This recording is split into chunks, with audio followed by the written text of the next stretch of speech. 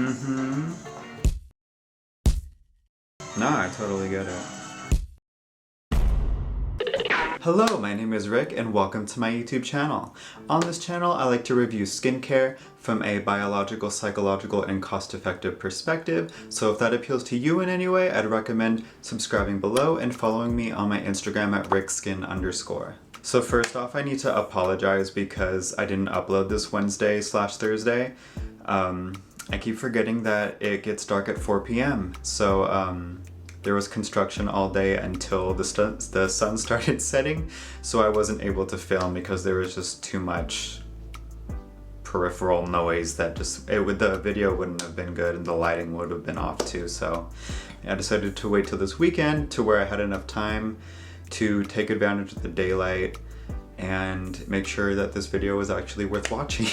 So yeah, I apologize again.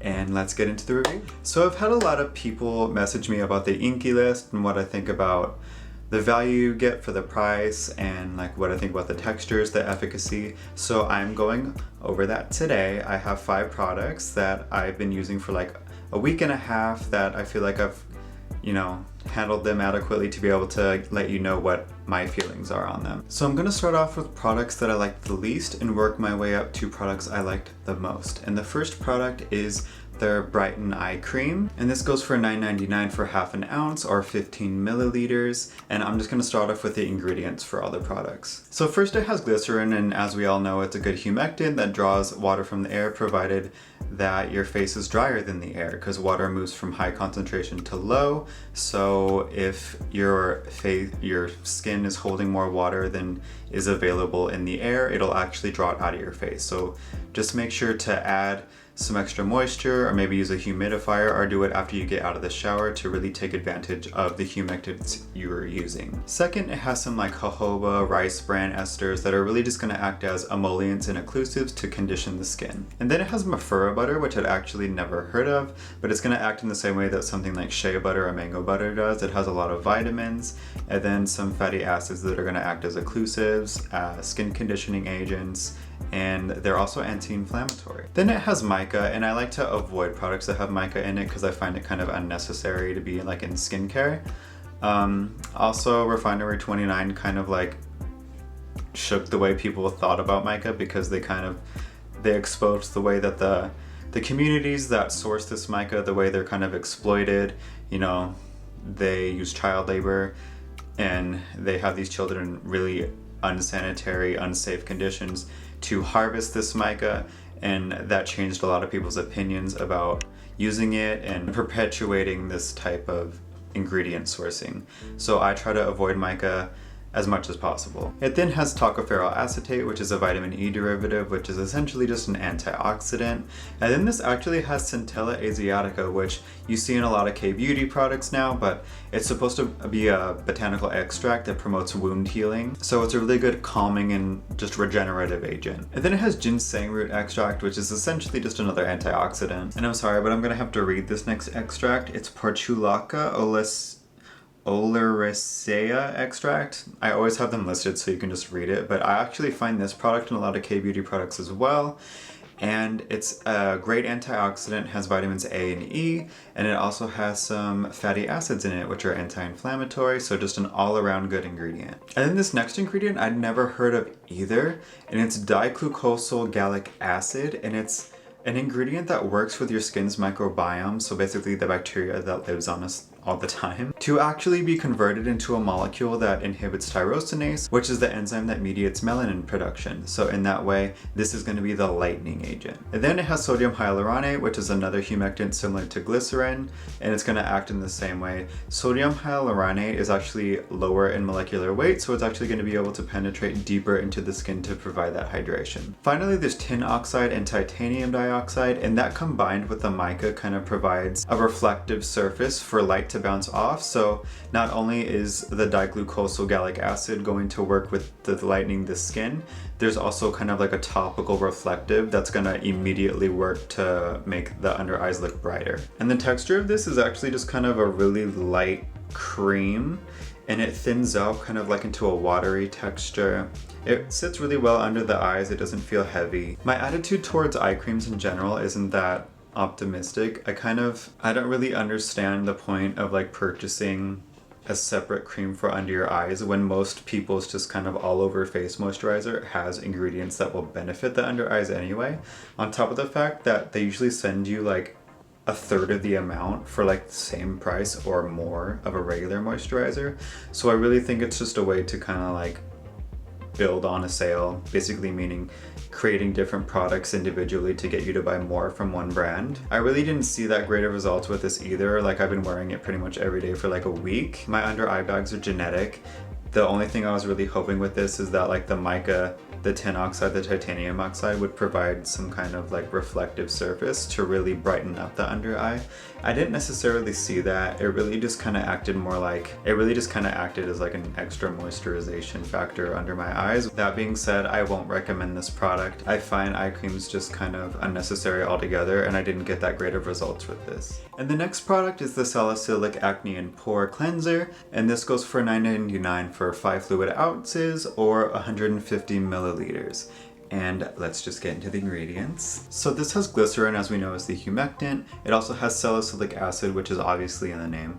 And that's a oil-soluble exfoliating acid that's going to be able to really penetrate deep into your pores and break up that sebum that kind of sits there that water-soluble AHAs can't get to. And that's really just going to help remove the sebum, kind of make the pores appear smaller because they're not clogged, and really just get rid of everything that acne bacteria could potentially feed on and proliferate. So that's what salicylic acid is good for. It also has zinc PCA, and PCA is a natural moisturizing factor, and zinc PCA is really going to be good at controlling sebum and balancing it out so that there's less opportunity for acne to appear.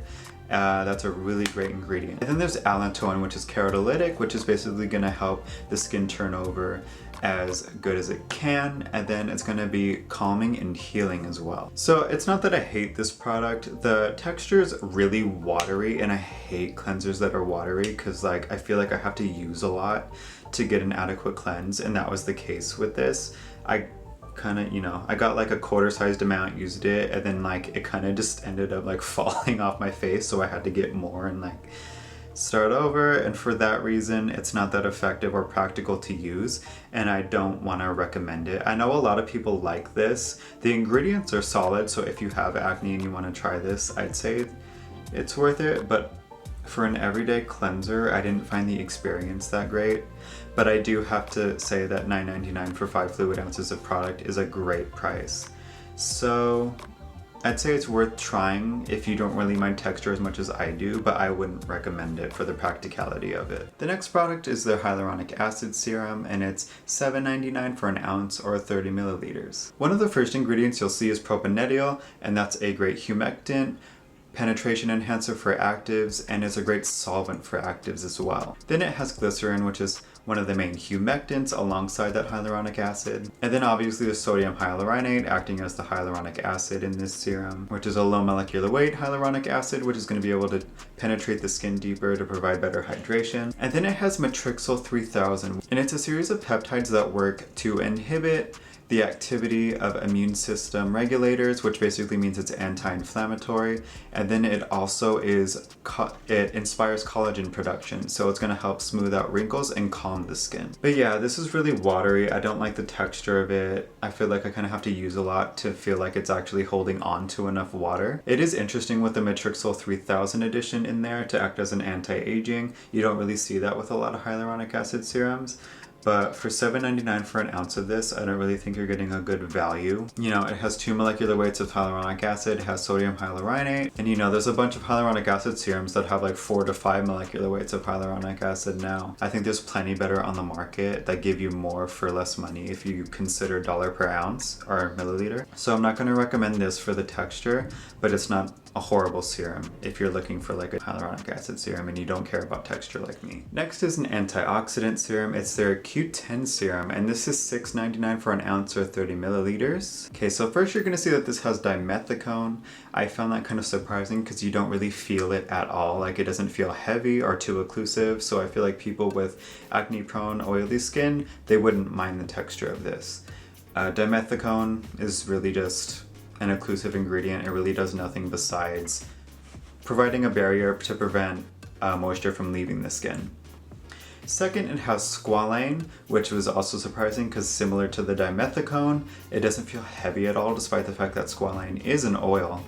But squalane is kind of special because it is kind of similar to the oil that we produce, so it can help really regulate oil production, and it is a great emollient and occlusive as well. Then you're going to see some other antioxidants in here. It has soybean extract and tocopherol acetate, which is the vitamin E derivative. And then finally, obviously ubiquinone or Q10.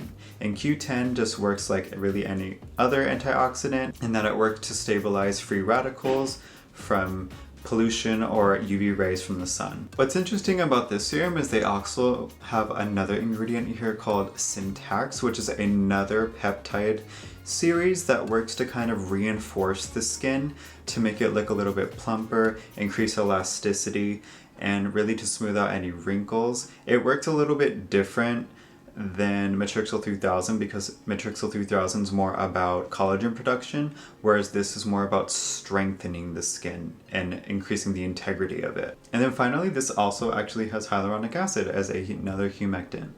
And I really liked this. The texture is kind of like a light cream that it really spreads easy and then turns into kind of like a watery texture. It doesn't feel heavy at all despite the dimethicone and squalane. And with antioxidant serums, I'm always kind of like, we'll have to wait to see the results because we can't see any immediate benefits of antioxidants. But as far as antioxidant serums go, really all we can judge is like texture and the way it feels, and this is amazing. I like the texture of it. It layers well, it doesn't pill, so I would highly recommend this Q10 serum. Okay, now we're starting to get into products that I really loved from the Inkey List, and that's going to be the niacinamide, which is $6.99 for an ounce or 30 milliliters. First, it obviously has niacinamide. Niacinamide is one of my most favorite ingredients. It basically works as one of the components for the skin to go through its anabolic processes, which essentially just means that it helps your skin do what it's supposed to. And in that way, niacinamide kind of helps with everything. It's going to help balance the skin. It's going to help with elasticity. It's going to help keep it hydrated. It's going to help make sure that it's turning over as effectively as it should. In my opinion, it should be in like every product. You just have to be careful because in lower pH serums or products, niacinamide can turn into a lot of free niacin. And when some people are exposed to niacin, they can have a reaction called niacin flush, where basically you turn red. It doesn't hurt or really do anything else besides turn you red, but like obviously it's not as desirable as some other things, so just be careful about the pH. And they don't disclose the pH of this. And this has glycerin and propanediol, which are humectants. The propanediol is more of a solvent, but they both have humectant properties. Then this actually has squalane, and it's similar to the Q10 serum in that you don't really feel it at all. So don't be worried about that if you have acne or oily skin. This also has hyaluronic acid to act as an additional humectant. Then it has soybean extract to act as an antioxidant. It also has allantoin, which is keratolytic, healing and calming. And then finally there's panthenol, which is vitamin B5, which is kind of like another humectant, helps with hydration, but it is calming as well. And the reason why I like this serum is really the texture. Most niacinamide serums have been kind of thin, but this is more integral. You know, it comes out kind of thick, but it just thins out so. Oh shit. What does that look like? Video's about to get fucking flagged.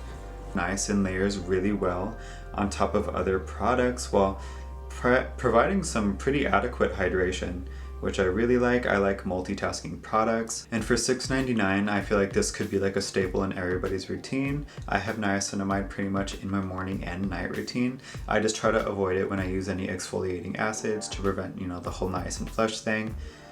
You know, usually BHA serums, AHA serums have a low pH so that the acids work effectively, so that's when I'll skip the niacinamide, but otherwise I use it all the time, and this is a great one. I would highly recommend it. And now this one is probably my most favorite product from this line. It is their Retinol Serum. And this is $9.99 for an ounce or 30 milliliters. It's a little high for an ounce of product. I feel like I want to kind of talk about the way that, you know, we have a lot of brands like The Ordinary, Good Molecules, the Inkey List providing these products where they give you like an ounce for like a cheap price, but you have to be careful because, you know, other brands usually give you like 2 ounces of product or more, but they charge you more for it.